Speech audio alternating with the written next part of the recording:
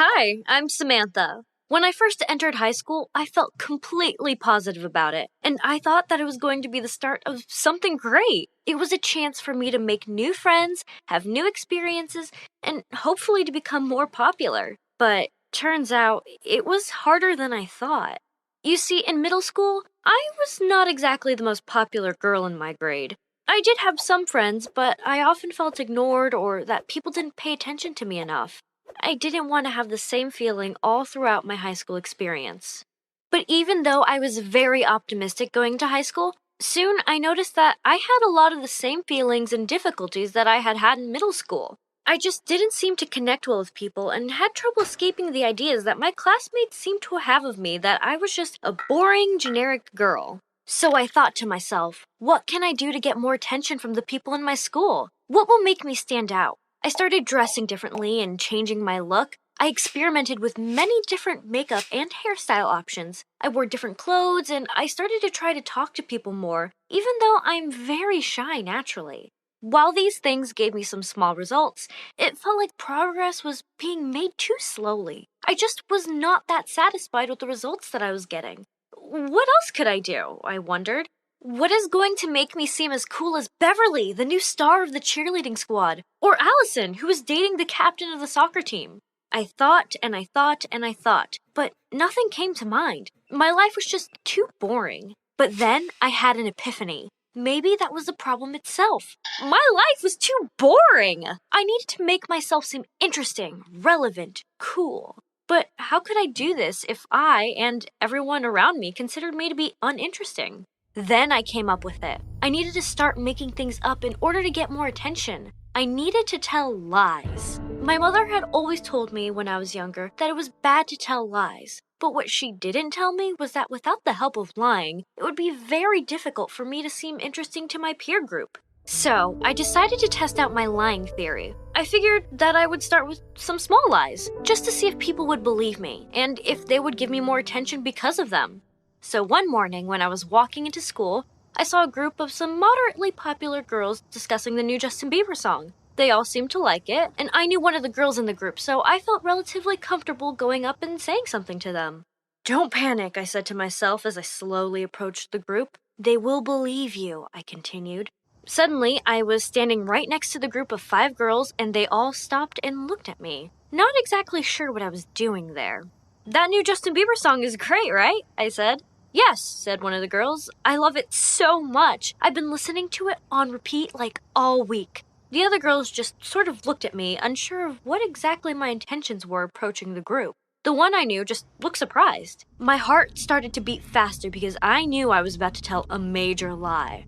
I gathered the courage and slowly opened my mouth to speak. You know, I said, I met him last July and he gave me his autograph and asked me to hang out. Oh my God, shut up, said Karen, who was the most popular girl in the group and who was the leader. Did you really?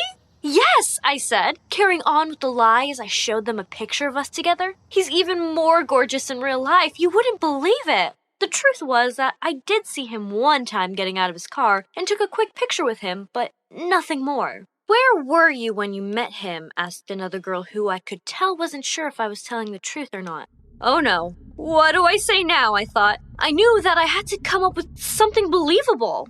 I was eating dinner in a fancy sushi restaurant, but I was getting bad reception on my phone. I wanted to check my text, so I stepped outside for a minute. It turns out he was eating in the restaurant right next door and also wasn't getting any service. He was standing outside trying to get service too.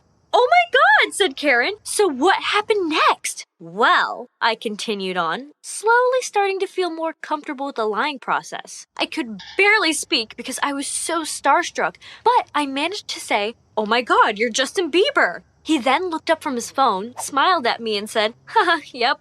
The group of girls now all seemed to be convinced and they were giggling and making high-pitched shrieking noises. So I carried on. I knew I had to act quickly because I knew he would only be standing there for a second and then he would go back inside. I needed to get his autograph. I had my clutch in my hand, which I knew had a marker in it, but I didn't have anything to write on, so I just said, "Can you sign my phone case?" "Sure," he said.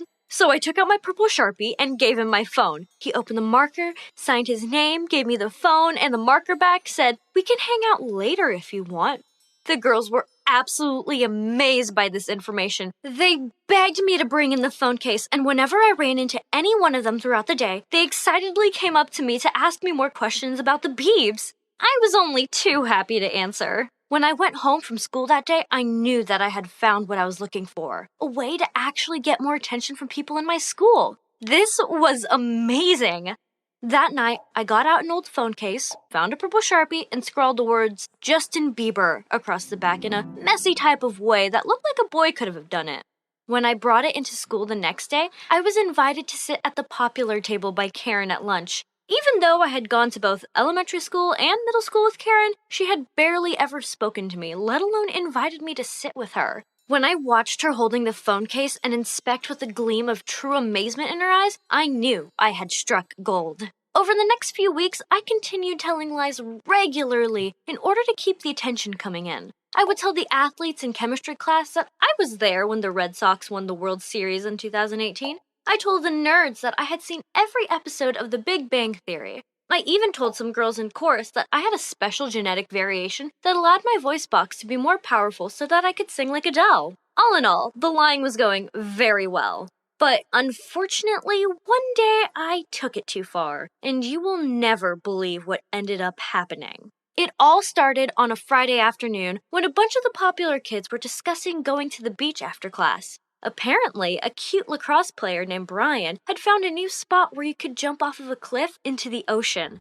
Of course, I desperately wanted to be involved in this trip. It would be the perfect way to bond with the popular boys and the popular girls at the same time, and solidify my status as being one of the cool kids. However, because I was on the fringes of this elite group of about 10 to 20 people, I wasn't sure that they would invite me. So, once again, I turned to my trusty new superpower, lying. "You know," I said to the group, suddenly becoming a part of the conversation, "I did some cliff diving in the Maldives when I went there with my cousin during spring break one year. A local cliff diver taught us how to do backflips. I could come and show you guys a good technique if you want." "No way," said Brian. "You can do a backflip? That's epic." One of Brian's friends chimed in and said, "Yeah, you should definitely come." I was in. My completely made-up cliff jump backflipping talent had piqued their curiosity just enough to get me a spot on the trip. So after school, I joined Karen, Allison, Brian, and about 10 of their friends, and we piled into cars owned by the older kids and started heading towards the beach after we stopped at our houses and picked up our bathing suits. Driving down to the ocean, I couldn't help but feel like I had finally made it.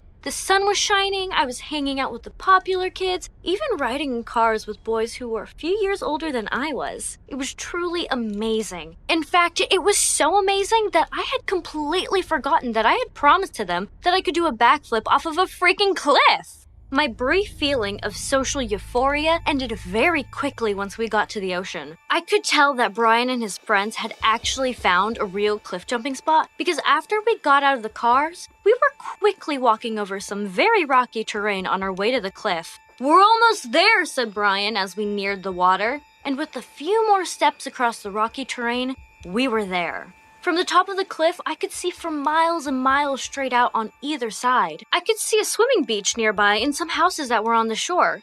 I guess that the water was about 25 to 30 feet down, and there were some significant waves. It was absolutely terrifying. "Okay," said Brian's friend looking at me. "Why don't you go first and show us this amazing backflip?" "Yeah," I said, trying not to tremble.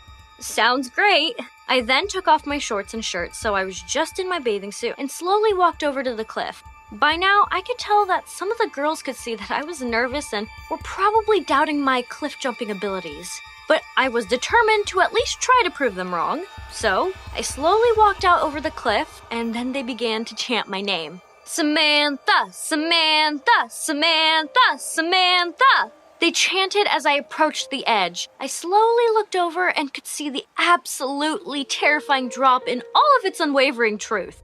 "Samantha, Samantha, Samantha."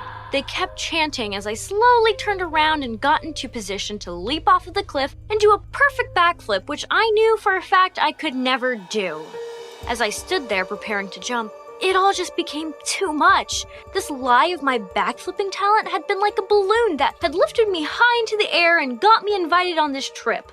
But now, it was as if someone had suddenly popped the balloon. I felt dizzy and faint, and all of a sudden, I passed out. I fainted right as I was about to jump off the cliff, and I fell into the ocean from 30 feet. Instead of doing a glorious backflip, I did a perfect belly flop.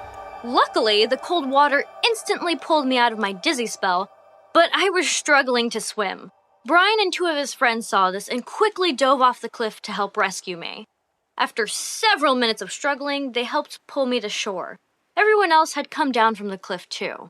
I coughed up some water, pulled some seaweed out of my hair, and then just waited to see what would happen next as they were all huddled around me. "You've never been to the Maldives, have you?" said Brian at last. "Well, not exactly," I said, at which point they all groaned and shook their heads in disappointment. Then they started walking back up to the top of the cliff. The jig was up. My lies had finally caught up to me because they got out of control. From that point on, I tried not to lie as much. I didn't want to face any more situations where I was passing out on top of cliffs. But to this day, Karen still believes that I hung out with Justin Bieber. And that's what really counts. Did you like my story? Please tell me what you thought of it in the comments below. And don't forget to like this video and subscribe to the channel for more.